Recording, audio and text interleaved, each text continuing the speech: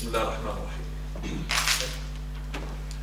الحمد لله رب العالمين والصلاة والسلام على أشرف المرسلين وعلى آله وصحبه أجمعين وعلى من تبع هداه إلى يوم الدين. أما بعد. Welcome back to the class after a long break, because if you remember the last two sessions were about Hajj and we had a break for the Hajj.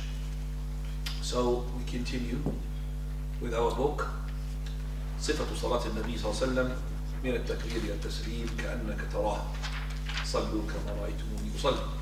Description of the prayer of the Prophet صلى الله عليه وسلم from the takbir to the salutation, just like you're seeing it. And now we're coming to أدعية الاستفتاح, and that is page number 14. تفضل. Opening supplications dua. Next, he sallallahu alayhi wasallam will commence his recitation with many kinds of supplication, in which he will praise Allah the Exalted and glorify and extol him. He in fact ordered the man who prayed badly to do so, saying to him, no person's prayer is complete unless he says takbir, praises Allah the Mighty and Sublime, and extols him, recite the Quran, what is easy for him. Now, here the Shaykh Al-Albaani Rahimahullāh states that person, when he says Takbirat al-Ihram, then according to what has been documented from the Prophet ﷺ, you start with the, which is called Dua al-Istiftah. So this Dua al-Istiftah is going to be shown in a minute. Now, the Jumhur Ahl-Ilm, they've said in this Dua al-Istiftah, except or save Al-Imam Malik Rahimahullah. Al-Imam Malik, he says that there is no Dua al-Istiftah. And he is being faced with these ahadith, and he has no answer for them. For verily either these ahadith did not reach him, or maybe they reached him but they're not authentic according to what he deems it to be unauthentic. And when Imam Malik, he says that there is no Dua al-Istiftah, then this will invalidate three sunnah. First one, Dua al-Istiftah, the opening supplication. Second one, al-Isti'adha. Third one, Basmala. So Imam Malik like follows, he says. You say Allahu Akbar, then Alhamdulillahi Rabbil Alameen. So three things that he does not say them, which is Al-Isti'adha, Isti'adha, and the Basmala. And as I said, already Imam Malik Rahimahullah, he's a great Imam, but it doesn't mean that if he's a great Imam, he doesn't make mistakes. As I said, either that these ahadith did not reach him, or these ahadith had reached him and he did not consider them to be authentic because of whatever reason it is.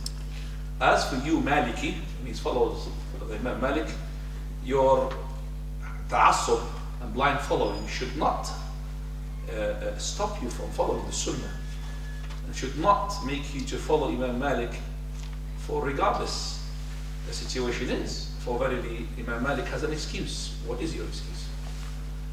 As a follower of Imam Malik, what is your excuse? You have no excuse. You've got the hadith in front of you and they're clear, and in the Sahih al-Bukhari and Muslim. This is the first issue. Second issue, as we said, if you remember the Talkhis, Imam Al-Albaani Rahimahullah, he would put something that he does not put in the book, which is to be, what is the you could say the status of each command or each symbol of ibadah, whether it is a pillar, or that it is recommendation, or it's a shart, or it's just mere obligation. In this particular ibadah, which is Dua al-Istiftah, Shaykh Al-Albaani does not say. But we want to discuss it here. Is it a pillar? Is it just an obligation, it's not a pillar? Or is it just a recommended act? If you look at what the scholars had said, most of them they say recommended act. But we don't really here go what is majority of the scholars had said. We have to discuss. If we look at the hadith, which we said a hadith What is the main hadith in the prayer? As always we refer to it. Hadith what? Musi'u salat. Very well. The one who had wronged his prayer. That's the one we refer to. And that hadith has been, as I said, collected by number of sunans, in which each one adds to it. And this hadith shows to us whether it is obligatory or whether it is not obligatory. So if we look at what Imam Al-Albaani had brought to us here, he said, لا تتم صلاة لأحد من الناس حتى يكبر. There is no salah would be complete for any person until he makes takbir. And يحمد الله, praises Allah, ويثني عليه, and that's the dua supplication. ويقرأ بما يتيسر من القرآن, and he recites the Quran. And we know that the takbir to al-ihram is what? Pillar or what? Pillar. And we know that the recitation of the Quran, which is the Fatiha, is what? Pillar. So here something is in the middle. وَيَحْمَدِ اللَّهَ عَزَّ وَجَلَّ وَيُثْنِي عَلَيْهِ. Now I am not daring to say it's a pillar because I haven't seen a scholar yet to say that, so I can't really say it. But we know for a fact it is not just recommended. It is going to be a wajib. So if you have forgotten, wajib means here I'm talking about, because if you remember we said underneath the wajib is either a pillar or a shart or just a wajib which is not a pillar or a shart. Do you remember we said that at the beginning of the class? So we aim it to be like reciting the basmala before the wudu. Remember? Saying bismillah before the wudu. It's not a pillar. It's not a condition. Because somebody forgot it, no problem. But somebody forgot it is no problem. Somebody who does not know it is no problem. But the problem is if somebody knew it is to be obligatory, yet he deliberately did not say it. Like he knows that there is no wudu if you don't say bismillah. Okay?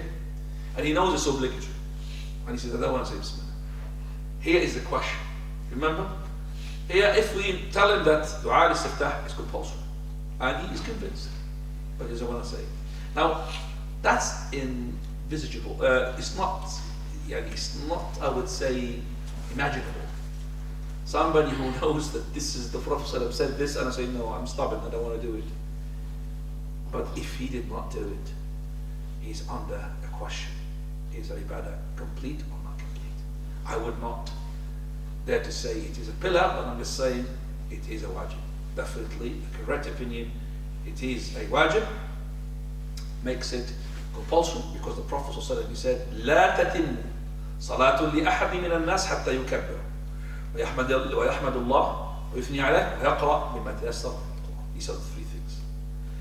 Now let's go to the supplications itself that the Prophet used to say before he starts his prayer. Now, he will say any one of the following supplications.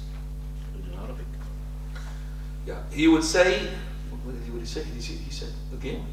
He would say any one of the following supplications. That's incorrect translation. Not you. Just say the book. He would say sometimes this and sometimes that. Not one of them. He said he alternates. The translation. He alternates between these supplications. That's the translation. He alternates between these supplications. Do you understand that? He alternates. Sometimes he recite this, he says like that. So كان يقرأ تارة بهذا وتارة بهذا. So the translation is supposed to be he alternates. He alternates. It's not really he recites one of them. No, he alternates between them. So if he recited this, maybe the following day he would recite something else. Now. And there is no pattern, by the way. Dhuhr, this dua, asr, no, is left for you now. First one. اللهم باعد بيني وبين خطاياي كما باعدت بين المشرق والمغرب. اللهم نقني من خطاياي كما ينقى الثوب الأبيض من الدنس. اللهم اغسلني من خطاياي بالماء والثلج والبرد. O Allah, separate me far from my sins as you have separated far the east and the west. O Allah, cleanse me of my sins as white cloth which is cleansed from dirt. O Allah, wash me of my sins with water, ice and snow. He used to say this in obligatory prayers. Right. Allahumma ba'id bayni wa bayna khatayai. O Lord, separate between me and between my sins. كَمَا بَعَدْتَ بَيْنَ الْمَشْرِقِ وَالْمَغْرِبِ. It's like you've separated between the east and the west. What does that mean? It has one or two meanings. Either, O Lord, protect me from sinning. Or the second meaning, O Lord, if I sin, forgive my sins. Again, this means, when you say, O Lord, separate between me and my sins like you separate between the east and the west, it means one of two meanings. Either, O Lord, protect me from sinning, or, O Lord, if I sin, forgive my sins. Okay? That's what it means. Then it says, Allahumma naqqini min al-khataya kama yunaqqa ath-thawb al-abyad min al-danas. O Lord, purify me from my sins, like you purified the white garment from the dirt. So here the purification, it would be the harvest when you have a white clothes, isn't it? Because if you have dark clothes, the dirt will not show. But to have dirt on a white clothes, you need more effort to remove that. So you're asking, O Lord, to purify me from the sins totally. And the purification here is of two things, two stages. Either that the sins will be carried with you, and then on the day of resurrection Allah will forgive you, or the sins will not be there at all to be discussed. Which one do you want? Second one, isn't it? You don't want to be the sins there at all. You have to be totally removed. That's why remove me, or remove the sins from me, like you clean the white garment from the dirt. That means totally wiped off. I don't want a trace, because the trace I'm going to be questioned for on the day of resurrection. And we're going to question before my Lord, you did this and you did that. وَمَنْ نُوقِشَ الْحِسَابَ فَقَدْ رُذِّ. Prophet says the one who's being questioned about his record is a type of punishment. You don't want to be stopped and asked about this and that. You just go ahead to paradise. So when the person sins, the angel on the left, he holds his pen from writing the sin for how many hours? 6 hours. Okay, 6 hours, and then he writes it. So if he writes it and you do something to expiate that sin, it will be rubbed, but the rubbing has a trace. It's different from what? That there is no writing. So if this person had repented before within these 6 hours, the sin will not be recorded. Never mind to go yet to go and be removed. It will be recorded. But this is a proper tawbah. Not a tawbah to say that, which we call it the pre-planned tawbah. I will sin, and within straight away the 6 hours I will repent to Allah, so that the sin will not be recorded. Or very, if you want to do such a thing, then you have to guarantee 3 things. And all of them are impossible to guarantee. Number 1 is to live after the sin for these 6 hours for you to repent. That's number 1. Number 2, to be inspired to repent, because if you did the sin, you might be what? Doing another sin. Because always the sin brings another sin. This is the bad effect of the sin. It brings another sin. Start from a sin, for another sin. So the brothers of Yusuf alayhi salam, they plotted to put their brother in the world. That led them to another sin, which is to lie to their father. Led them to another sin, to bring a blood which is lying. Like sin, that's it. It was one sin, but brought what? Many with it. The third thing is that, okay, you lived and you repented, to have a guarantee that Allah will accept your repentance. Because you might repent, but Allah does not accept your repentance. So pre-plan for tawbah and repentance, no. It's like the pre-plan of the brothers of Yusuf alayhi salam.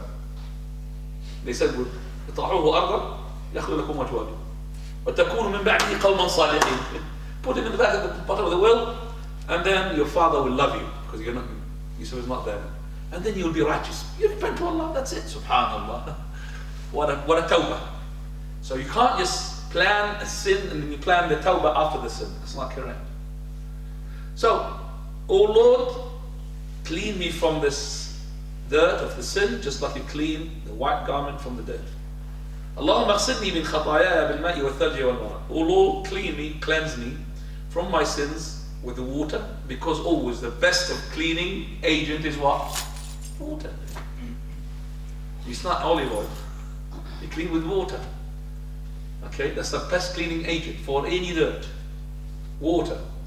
And والثلج والبرد. Thalj is the pure water. Thalj, you could say the snow or the ice. The barad is the hail.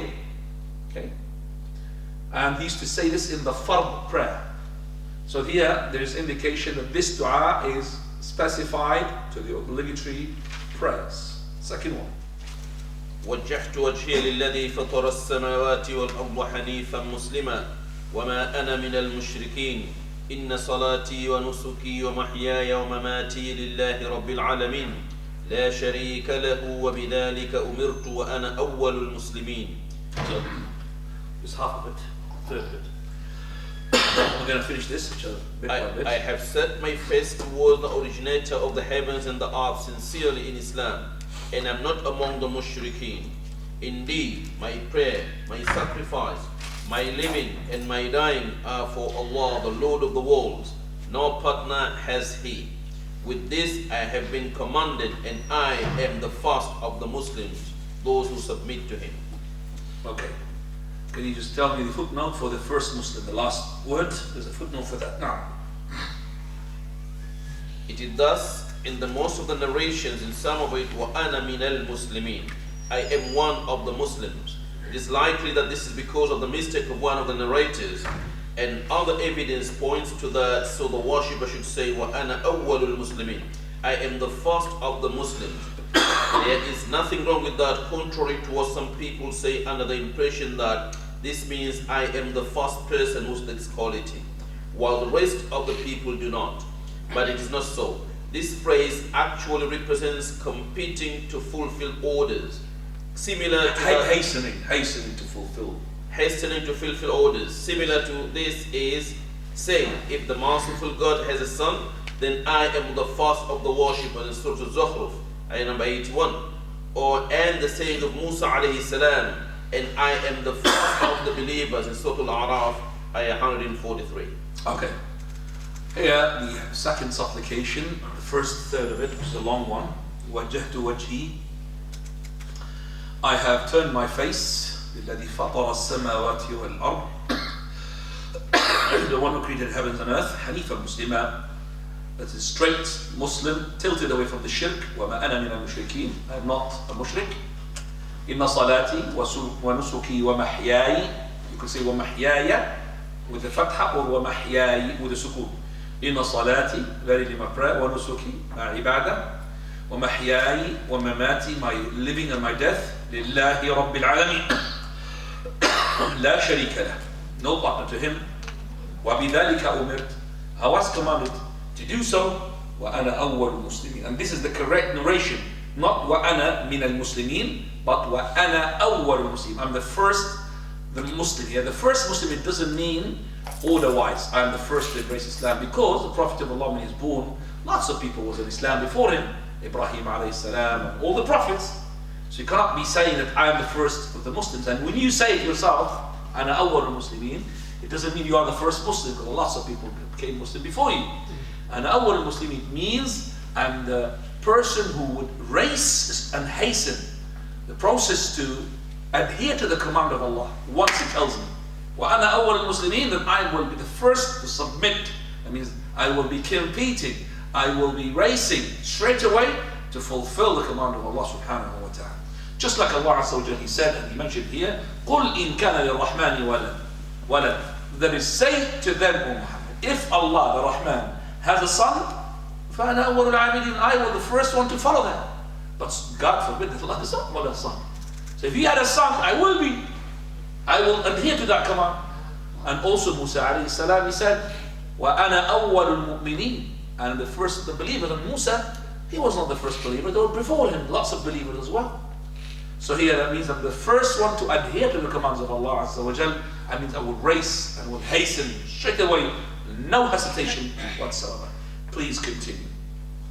اللهم أنت الملك لا إله إلا أنت سبحانك وبحمدك أنت ربي وأنا عبدك ظلمت نفسي واعترفت بذنبي فاغفر ذنبي جميعا. ذنبي فاغفر لي ذنبي. فاغفر لي ذنبي جميعا إنه لا يغفر الذنوب إلا أنت واهدني لأحسن الأخلاق. Stop here, Shaykh. Translate this. O Allah, you are the King, none has the right to be worshipped but you. You are the most perfect and all praise is for you. You are my Lord and I am your slave. I have wronged myself and have acknowledged my sins, so forgive all my sins. For no one forgives sins except you. SubhanAllah. This supplication, part of it, would you also say it when you are mounting your mount? That means when you go into your car, not for the traveling, talking mounting. For verily, the Prophet ﷺ, when he mounts, he would say, Alhamdulillah, first of all, Bismillah, Alhamdulillah, Subhanalladhi sakhkhara lana hadha wa ma kunna lahu muqrinin, wa inna ila rabbina lamunqalibun. Allahumma inni zalamtu nafsi faghfir li fa innahu la yaghfiru dhunuba illa ant. O Lord, I have wronged myself, so forgive for me, for verily there is no one who would forgive the sins except for you. Here, also Ali ibn Abi Talib, when he said this hadith, he smiled. He said, why are you smiling? He said, because I saw the Prophet of Allah smiling the same thing when he said this. For verily, he said, when he was asked, the Prophet ﷺ, he said that the person asking the forgiveness from the one whom he knows that no one will forgive the sins except for him. So you're asking, oh Lord, I have wronged you, and I know that no one would forgive this wronging except for you. So you are running from Allah towards Allah. فَفِرُّوا إِلَى اللَّهِ. Allah says, run, flee to Allah. You are running to whom? From Allah, from the punishment. To whom? To Allah, the forgiver. From the punisher to the forgiver. From the one who has got the wrath to the one who's got the mercy. And I am giving myself and the brothers and sisters glad tidings that is Allah's mercy had preceded his anger. Allah's mercy preceded his anger. So if you have to be faced with a judgment, Allah's mercy first before his anger. That's alhamdulillah. Sabaqat rahmati ghadabi. Sabaqat. The rahmah is always precedes the ghadab. Alhamdulillah. Coming back to the continuation of this supplication, as I said to you, it's a long one. We'll go to that. Wahdini. Wahdini li ahsan al-akhlaq. واهدني لأحسن الأخلاق لا يهدي لأحسنها إلا أنت واصرف عني سيئها لا يصرف عني سيئها إلا أنت لبيك وسعديك.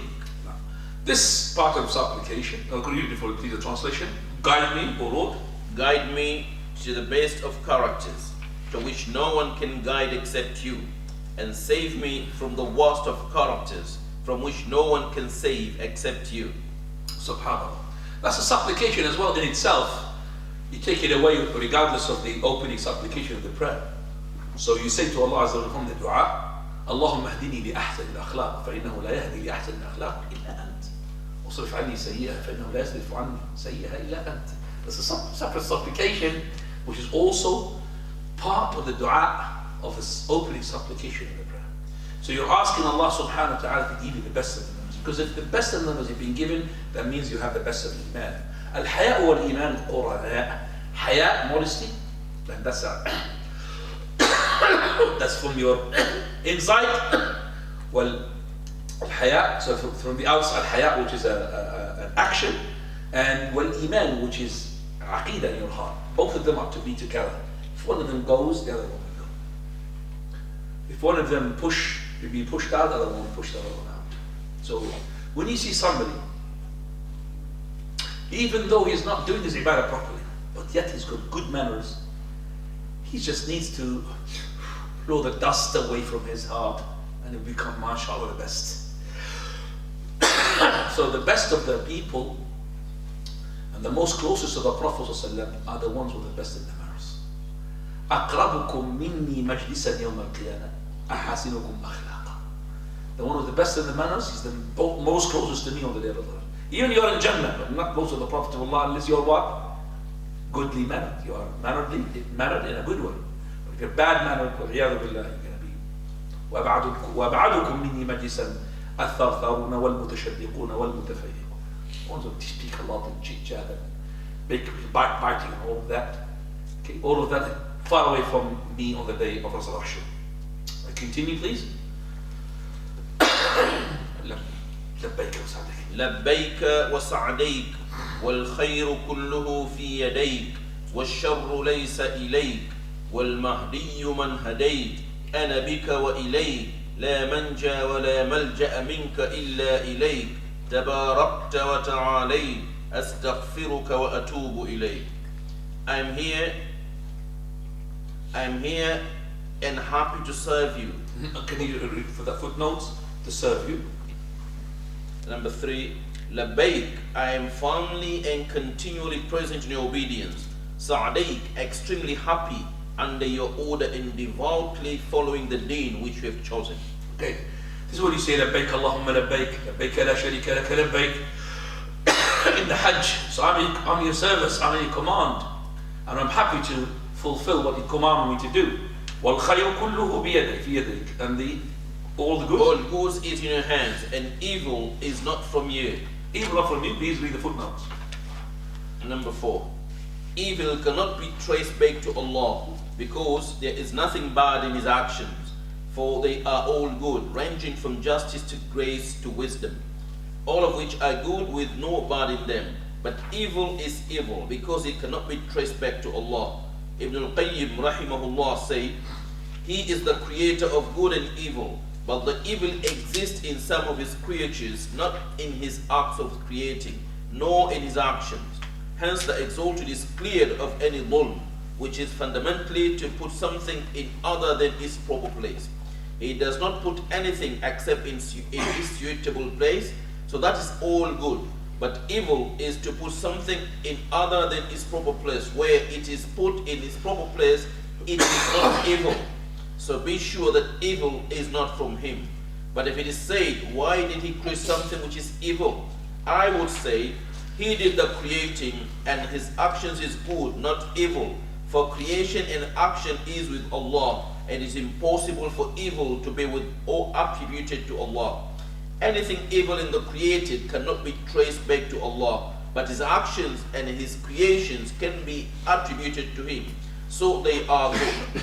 The rest of this important discussion, as well as its conclusion, is to be found in his book Shifa al-Alim fi al-Masail al-Qada wal-Qadar wa-Ta'lim, page 178 to 206. This topic is very, very important to understand.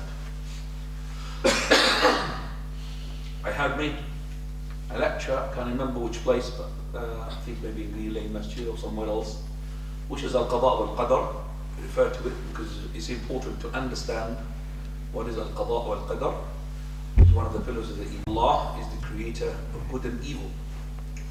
We're not supposed to say that evil is created by somebody else. And we're not supposed to be like the Mu'tazila who say we create our actions. Well, Allah creates us and He creates our actions. Now when Allah subhanahu wa ta'ala creates the evil, He is not evil in His creation to the evil. Do you understand what I'm saying? Allah, when He creates the evil, He's not evil when He created the evil. Allah creates the evil for something which is a wisdom, for hikmah. So His creation in the evil is not evil in itself. The evil is in the creative thing, not in the process of His creation. And evil is not pure evil from all directions. Evil can be good from one side and evil from the other side. So if we look at it, for example, anything in this dunya, let's say for example that you have a headache or a heart problem or anything in your body, that's evil. But this evil is a pocket money for the doctors. So when you go get a headache, you go to the doctor. The doctor gets money out of it. And I'll tell you what, criminals, the ones who rob people, kill people, that's evil. But that's a business for the policeman. Because if there's no crimes, there's no policeman. What should we do for policemen? They'll be out of their job. So let me make it closer to you. So when the doctor, if he's a Muslim, says, oh Lord, rizq, And when the policeman, oh Lord, provide me good rizq, basically what they're saying, the doctor, oh Lord, struck the people with heart disease and headaches. And the policeman says, oh Lord, increase the crime, otherwise I'm going to be out of my job. So the evil is from one side, but it's not from the other side. Allah does not create pure evil. Allah created Iblis. And He knew what Iblis is going to be doing. Allah knows everything. And this, His knowledge, it precedes everything. Precedes even the writing of the pen. Allah has the knowledge of everything. Don't say, for example, Allah does not know that these people are trying to, at the moment, try this sort of ideology. Allah doesn't know what we're doing. The system will be chaos. Allah knows everything. He hears everything everywhere. Nothing takes place except with His permission. So He gave you the power and He gave you the will. That power and that will is in you. So if you have used your will into evil, and that evil manifested in the power of yours, then you will command your arm or your leg to do the evil. But if you have employed that will of yours into something good, and that will of yours commanded that power of yours to direct one of the limbs, whether it's the foot or the hand, to do good, then you'll be doing good. So when this person at the time of the Prophet ﷺ, he was eating in his left, and the Prophet said to him, don't eat in your left. So the man, he said, out of pride and arrogance, he said, I can't. Of course he can. Don't eat in your left. I can't. Of course he can. It's arrogant. So the Prophet said, Lastabat. May Allah make you unable. So his will now, he intended to lift up his morsel with his left to his mouth. Allah stripped from him the power. He had the will. So shullat. His left was paralyzed. He couldn't lift it up to his mouth. So that power had been taken away from him. The will, he had the will. Allah gave him the will, so he wanted to, but he can't. So Allah subhanahu wa ta'ala, He created the light and the darkness, the evil and the good. It is all His creation. And His creation to the evil is not evil in itself. And that's why we say, وَلَيْسَ الشَّرُّ إِلَيْكَ. We do not attribute evil in your process of creating. Do you understand that? In the process of creation, we don't attribute evil to Allah. Subhanak. All His creation is to be with the hikmah, with the wisdom, when He creates something. The evil is in the created thing, not in the process of creating it. Allah Ta'ala A'lam. Then He says, وَالْمَهْدِي مَنْ هَدَيْتَ. The one who's being guided is the one who's you guide. وَأَنَا بِكَ وَإِلَيْكَ. And I am for you and with you. لَا مَنْجَأَ وَلَا مَلْجَأَ بِكَ إِلَّا إِلَيْكَ. There is no run, no shelter except from you to you. تَبَارَكْتَ وَتَعَلَيْتَ أَسْتَغْفِرُكَ وَأَتُوبُ إِلَيْكَ. This is the end of the supplication of the opening. So, I mean, this is number 2. You could say this, you could say that. Some of the scholars, they said that you don't choose the first one. You choose the second one. If you are pious, choose the first one. If you are less pious, there's no such thing. We say that profitable is to alternate between these two du'as. Number 3. Similar to the above, without Anta Rabbi wa ana abduk, you are my Lord and I'm your slave, to the end, with the following addition, Allahumma anta al-malik la ilaha illa ant subhanaka wa bihamdik. O Allah, you are the king, there is no true deity except you. Glorified be to you and praised. So after we say وجهت وجهي للذي فطر السماوات والأرض حنيفا مسلما وما أنا من المشركين إن صلاتي ونسكي ومحياي ومماتي لله رب العالمين لا شريك له وبذلك أمرت وأنا أول المسلمين اللهم أنت الملك لا إله إلا أنت سبحانك وبحمدك. And we stop. Then we add اللهم أنت الملك لا إله إلا أنت سبحانك وبحمدك. Okay? So this is up to here. Okay? We don't say the rest. So this is a shorter one. 4th one. Similar? Similar to number 2, until وَأَنَا أَوَّلُ الْمُسْلِمِينَ. And I am the first of the Muslims, adding اللهم اهدني لأحسن الأخلاق وأحسن الأعمال لا يهدي لأحسنها إلا أنت وقني سيئ الأخلاق والأعمال لا يقي سيئها إلا أنت. Same thing here, up to one of the Muslimin, we stop and then we add Allahumma hdini and the rest will be taken away. So this is the same thing as a shorter one 3 and 4 shorter than number 2. Number 5. سبحانك اللهم وبحمدك وتبارك اسمك وتعالى جدك ولا إله غيرك. And most of you say this dua. Easy one. It's one line. سبحانك اللهم وبحمدك وتبارك اسمك تعالى جدك ولا إله غيرك. This is the one that we took translation of which? You are glorified, O Allah, and praised. Your name is blessed. Your majesty is exalted, and none has the right to worship but you. Okay. Also the Prophet ﷺ said, إن أحب الكلام إلى الله أن يقول العبد سبحانك الله. Indeed, the words most loved by Allah are when His slave says, "You are glorified, O Allah." سبحانك الله. يعني أسبحك تسبيحا. أنزهك. I absolve you. Absolve you from having similarity with anything which has deficiency. أسبحك تسبيحا. Glorify. So we are being wearing the tahmeed and the tasbih all the time. طيب. Then number 6. Similar to the above, adding in prayer at night, La ilaha illallah. There's no true God except Allah 3 times. And Allahu Akbar Kabira. Allah is the greatest, very great 3 times. So in the night prayer, which is the night prayer that is the witr, we say Subhanak Allahumma bihamdik, Tabarak asmuka ta'ala jadduk, wa la ilaha ghayruk, and then you add La ilaha illallah, La ilaha illallah, La ilaha illallah, Allahu Akbar Kabira, Allahu Akbar Kabira, Allahu Akbar Kabira. Now, number 7. Allahu Akbar Kabira, Alhamdulillahi Kathira, Subhanallah Bukratan wa Asila. Allah is the greatest, very great. Praise be to Allah again and again. Glorified is Allah morning and evening. One of the companions comments with this, to which the Messenger sallallahu alaihi wasallam said, wonderful for it, the supplication, is that the doors of the heavens were open for it. Gates of heavens are open for this dua. Allahu Akbar Kabira, Alhamdulillah Kathira, Subhanallah Bukratan wa Asila. Number 9. Number 8, sorry. Alhamdulillahi hamdan kathiran tayyiban mubarakan fih. Praise be to Allah, many pure blessed praises. Another man commenced with this, to which he sallallahu alaihi wasallam said, I saw 12 angels competing as to which of them would take it up. SubhanAllah. So this is a supplication said by a man, and the Prophet ﷺ approved it. We can't say no supplication because the Prophet ﷺ is not there to approve what we say. Alhamdulillah hamdan kathiran tayyiban mubarakan fih.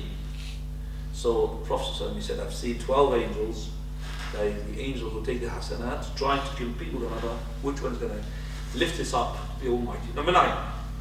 اللهم لك الحمد أنت نور السماوات والأرض ومن فيهم ولك الحمد أنت قيم السماوات والأرض ومن فيهن ولك الحمد أنت ملك السماوات والأرض ومن فيهم ولك الحمد أنت الحق ووعدك الحق ووعدك حق وقولك حق ولقاؤك حق والجنة حق والنار حق والساعة حق والنبيون حق ومحمد حق. Translate it to you, please.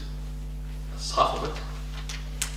O Allah, to you belongs all praise. You are the light of the heavens and the earth and all those in them. To you belongs all praise. You are the maintainer of the heavens and the earth and all those in them. To you belongs all praise. You are the king of the heavens and the earth and all those in them. To you belongs all the praise. You are the haqq. Your promise is haqq. Your saying is haqq. Meeting you is haqq. Paradise is haqq. The fire is haqq. The hour is haqq. And the prophets are haqq. And Muhammad is haqq.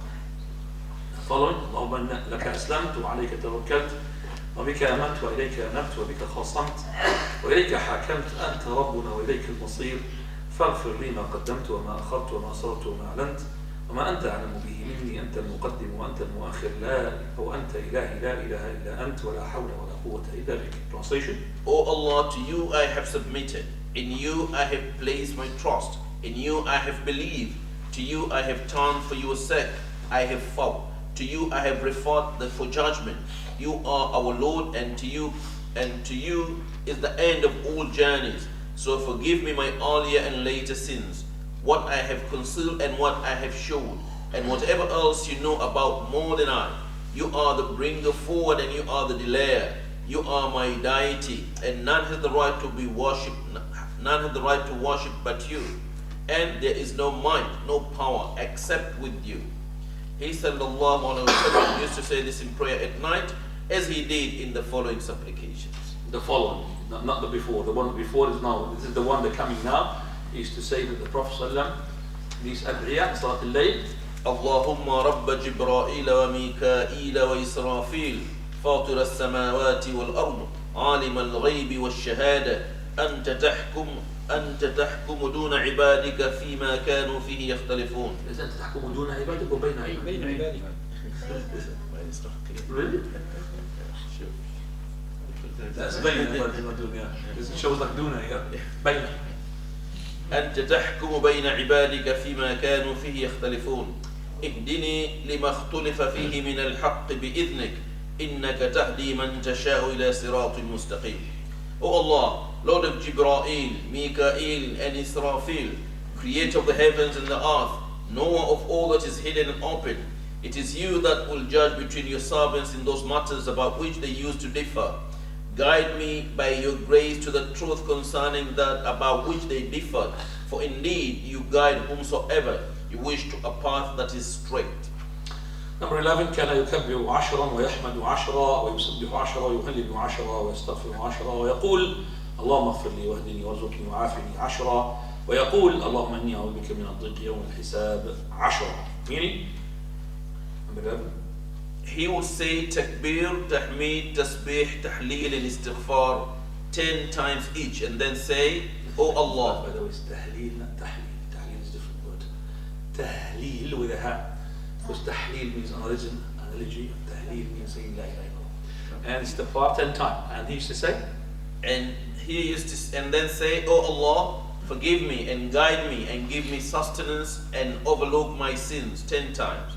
And then say, O Allah, I seek refuge with you from the distress of the day of account 10 times. And finally, number 12, Allahu Akbar 3 times. ذو الملكوت والجبروت الكبرياء والعظمة. Allah is the greatest 3 times, possessor of kingdom, power, magnificence and might. Try to memorize as much as you can from these 12 supplications. Some of them are suitable only for the night, like this one. Some of them are suitable for both, and some of them for just only for the fard, like the first one is for the fard. طيب, القراءة. Now we come to the recitation. قراءة والاستعاذة وعدم. I will add to it as well. Subtitle: القراءة الاستعاذة وعدم الجهر بالبسملة. So with this, it's called recitation, isn't it? Yes, recitation. It's going to be recitation, and next to it put al-isti'adha, make it isti'adha, and not reciting the basmala loudly. That's what we're going to be discussing in this al-qira'ah. Fadl. Next, he sallallahu alayhi wa sallam will seek refuge with Allah, the Exalted, saying, أعوذ بالله من الشيطان الرجيم من همزه ونفخه ونفثه. نفخه ونفثه. And I seek refuge with Allah from the evil one, the rejected from his madness, his arrogance and his poetry. Sometimes he would add to this saying, أعوذ بالله السميع العليم من الشيطان. I seek refuge with Allah, the all-hearing, the all-knowing, from the evil one. And then he would continue, من الشيطان الرجيم من همزه ونفخه ونفثه. And then he would recite Bismillah ar-Rahman ar-Rahim, and he would not make it loud. Now, in the name of Allah, the most merciful, the bestower of mercy, but not loudly. Okay. So when the person finishes his dua al-istiftah, opening supplication, this dua al-istiftah, as well, we need to add the following. Dua al-istiftah is to be said, we said in the fard and the nafila, some of them specified for both, some aside for the fard, some of them for the nafila itself. But some salawat, there is no dua al-istiftah. And the salah, which is, but by the way, all the salawat, whether it is salat al-kusuf, al-khusuf, all of those, dua al-istiftah. But one salah, there is no istiftah. Dua al-istiftah. Which salah? Put your finger up. Al-Jannah. Well done. Salat janazah, there is specifically there, وَلَا يَقْرَأُ الْإِسْتِفْتَاحِ. He does not recite the istiftah.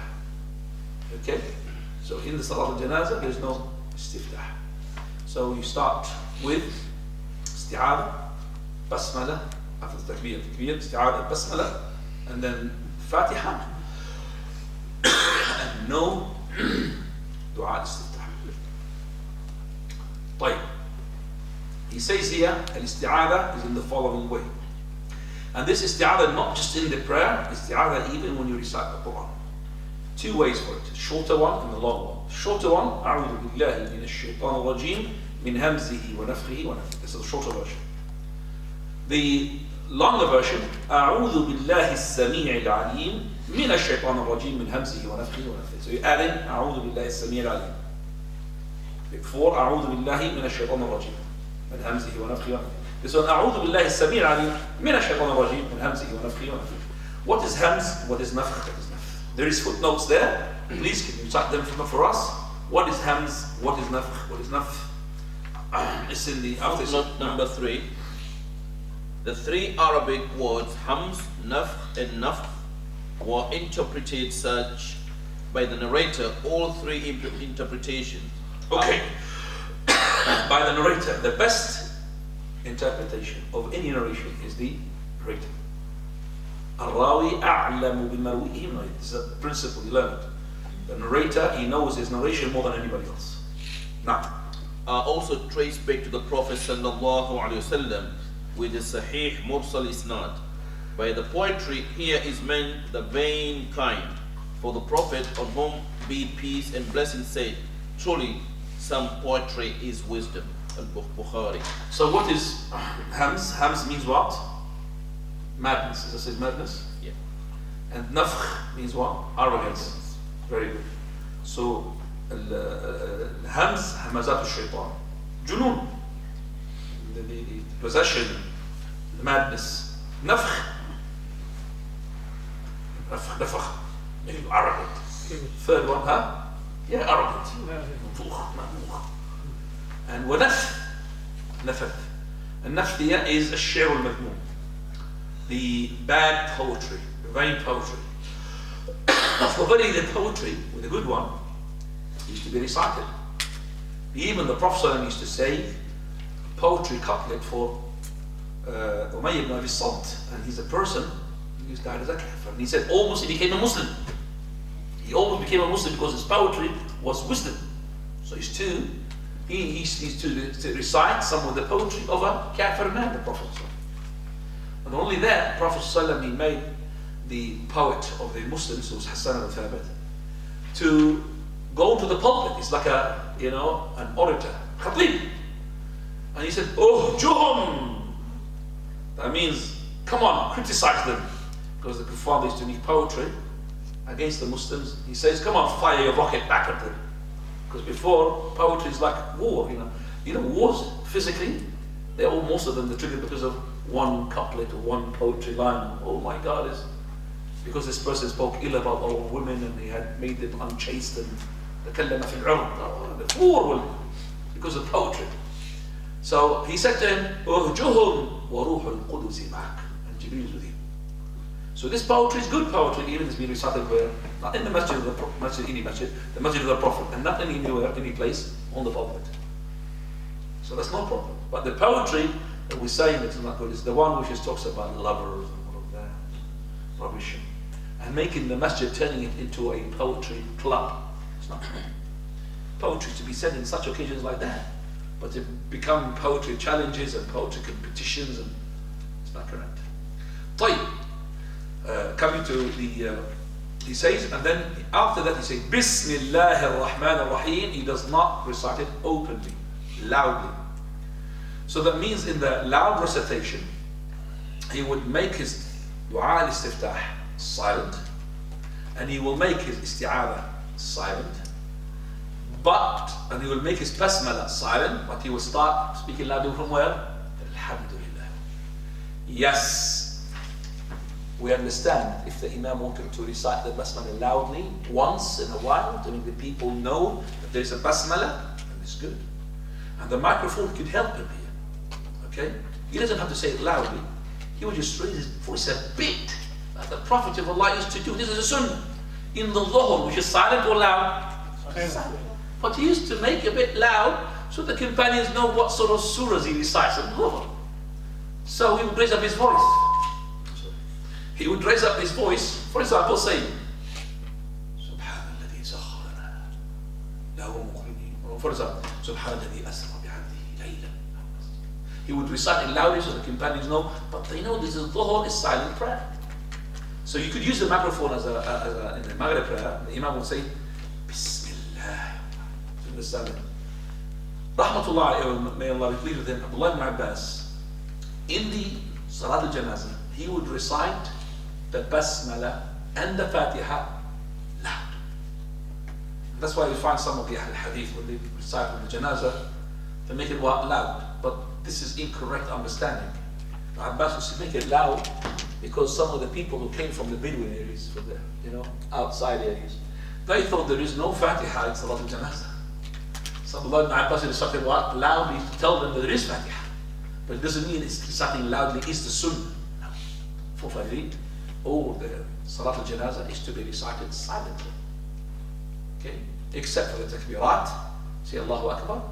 And I'll tell you what, maybe you never heard of this. The Taslim, Salamu Alaikum, in Salat al-Janazah, the Sunnah is to make it silent. Do you understand that? So Allahu Akbar, then recite silently. Allahu Akbar, and then pass salutation upon the front side silently. Allahu Akbar, all of these, which is the dua silently. When it came to the salam, salam. That's the Imam would do like this. He would ask me how the people would know. This is where the followers and the followers of the followers should be alerted. That's why the ones behind the Imam should be the ones who are most educated in the deen. We'll watch the Imam, you see Salamu Alaikum, they will say Salam. Second, following row, the following rows will copy. Everybody would know. That's the Sunnah. But as I said, sometimes the Sunnah becomes strange and the people that are, really? Salutation is silent? Salat al-Janazah? How many of you have prayed Salat al-Janazah with a silent salutation at the end? I'm putting my hands up because I did. Have you where? Makkah. Behind the Imam, it says Salaam Alaikum. I think he said silent. There will be an uprise. Oh, Imam saying Salaam Alaikum silently. Silent. No. I thought individually. Not impossible. Sorry. I prayed silent salutation. Because all of them, they were, mashallah, Salafis. And there was the presence of Shaykh Al-Albaani. So the Sunnah become strange, as I said. I don't think he prayed it, no way.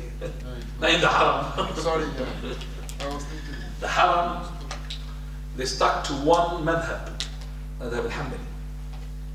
And if any one of the Imams tried to change it, they tell him off the following prayer. One of the Imams called Al-Hudayfi, Rahimahullah. And I was there. He, for the very, very first time, had prolonged his silence after the fourth takbir. After the fourth takbir, all the Imams would say what? Salam, straight away. The fourth takbir just said, Allahu Akbar, Salamu Alaikum wa rahmatullah. Only one. Salamu Alaikum wa rahmatullah. Okay? This time, Hudayfi, Rahimahullah, he changed. And I remember it was the Maghrib prayer, the Salat Janazah. He said, Allahu Akbar, and he made another dua, long. I thought, following prayer Isha, he was quicker than normal. Can't change something which is it's been set there for a long, long time.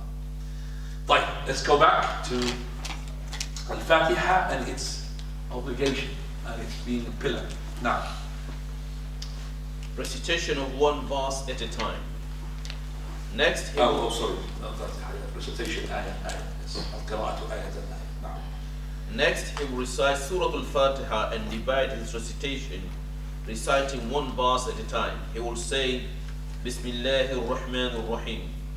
Here he will pause and then say, Alhamdulillahi Rabbil Alameen. Then he will pause and then say, Ar-Rahmanir Rahim. Then he will pause and then say, Maliki Yawmiddin. And so on until the end of the surah. The rest of his recitation also like this, stopping at the end of the verse and not joining it with that one after. Sometimes he will recite Maliki Yawmiddin. right. So here, recitation, something which is, some of the Imams left the Sunnah, is to stop at the end of the verse. Alhamdulillahi Rabbil Alameen, Ar-Rahman Ar-Rahim, to the end of the surah. And there is as well a pose, the Prophet had posed it on something which we normally do not pose, otherwise we should not pose. غير المغضوب عليهم صراط الذين أنعمت عليهم غير المغضوب عليهم, to the end. Now صراط الذين أنعمت عليهم should not be stopped. صراط الذين أنعمت عليهم غير المغضوب عليهم, because we learn from the علم الابتداء وعلم الوقف that this is to be waqf qabih. But because the Prophet stopped on it, it's allowed to stop on it. Because صراط الذين أنعمت عليهم, the path whom you have bestowed upon them the righteousness and the favors, the ones who are غير المغضوب, the one who's not under the wrath of Allah. So he has to be joined, it's not going to be broken, but because the Prophet stopped on it, we stop on it. Do you understand that? Otherwise we should say صراط الذين أنعمت عليهم غير المغضوب عليهم ولا الضالين. So this is the recitation supposed to be better like this. Am I allowed to say بسم الله الرحمن الرحيم الحمد لله رب العالمين الرحمن الرحيم مالك يوم, to the end? Am I allowed to do it? Yes, but it's not the best. It's not the best. Now, Maliki and Malik. This is the Prophet ﷺ used to recite Maliki and Malik, and I'm not talking about here the ilm al-qira'at, where when we go to the ilm al-qira'at, they said that if you started with Maliki, you cannot read from the recitation of Hafs and Asim. You have to recite, for example, Warsh or Qalun, but you can't recite from Hafs. But we say, no, but it's been hadith-wise. So the ulama al-hadith say it is allowed. Because the Prophet used to recite Maliki, and sometimes Malik, regardless of what the recitation it will be followed. Whether it's going to be Warsh or Hafs, or Maliki and Malik. So you could say Maliki Yawm-ud-Deen and continue with the recitation of Hafs and Asim and Tariq al-Shatibi. No problem. And that's no harm. According to the scholars of Qira'at, they will tell you, waf, can't recite Maliki Yawm-ud-Deen and go to the Hafs and Asim, which is actually in the hadith is correct. كان تارة يقرأها مالك يوم الدين. And Malik is more of powerful meaning than Malik. Both is correct. Malik is the king, Malik, and the owner. Whereas Malik, he is only the one who owns, the owner. But you cannot, maybe the Malik is not necessary to be the king. So Malik entails two. Malik is good. So if you hear somebody saying Malik Yawm-ud-Deen, do not object. Prophet should say it. By which, alhamdulillah, come to the end of this. Inshallah, to the next week.